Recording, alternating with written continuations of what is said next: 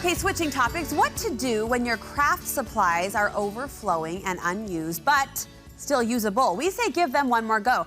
That's the focus of today's Studio 5 Project Corner, where we're evaluating the common craft collectible washi tape. Paper craft designer Jen Schow weekly takes aims at her supply stash and whether to use it or lose it. She joins us via Skype today from her home in Pleasant Grove. Jen, what is on your supply hit list this week?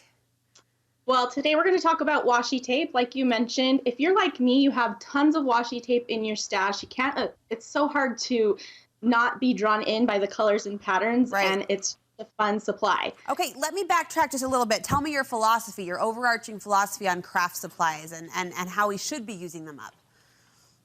Well, if I haven't used a supply in my stash, if it's been sitting there for a year, it needs to leave or I need to use it. And so that's what kind of fueled my desire to create this YouTube series, Use It or Lose It, where I take supplies that are sitting in my stash or in other people's stash that have suggested to me and use those up.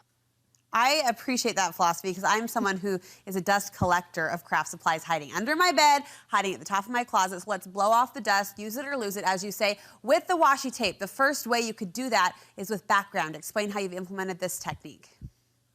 So I did this video and I showed how you can make a really artsy looking background on a scrapbook page by ripping pieces of the washi tape. It gives a really artsy look and you can use a bunch of different kinds all together. It kind of looks like paint a little bit, you can see there.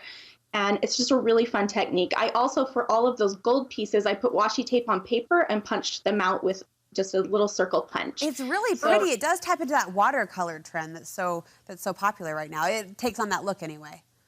Right, and that's what I love so much about this. You can see how many different kinds I'm using here and just kind of layering them up, and the ripped look just gives kind of a more natural sort of look to the washi tape. And I like it. You've used the old washi tape to dress up letters as well? Yeah, so you can put it on any kind of shape. You could also just put it on paper and punch it out like I did with the circles. You can put it on a paper clip. Washi tape just folded over on a paper clip as well if you want to do something like that. Here's where you can see the letters. I just put strips of washi tape on the letters, Look but how really cute. you can do any shape. Yeah, it's a fun way to do a little title.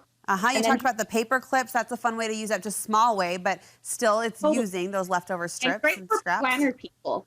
Totally, totally. And then borders, you say, think of the washi tape as a border effect. Yeah, here on this card, I just made a little border instead of, well, I used it in addition to this twine, but you can use it instead of ribbon or twine anywhere. All right, use it or lose it. In the case of washi tape, here's a handful of great ideas of ways you can use it. What's next on your craft supply hit list? This week, we're talking about creative ways to use your punches, so be sure to check it out on my YouTube channel. I'm Jen Schow on YouTube, and you can find everywhere to find me at CraftyJenSchow.com. CraftyJenSchow.com. We absolutely will, and we'll link you over from our website, too, just to make it easy. Thanks for the inspiration, Jen. We appreciate it. Thanks for having me. I was going to ask if there was washi tape on that lamp, but it's really cute, and everything in our house looks decorated and crafted. We appreciate the inspiration. Thanks.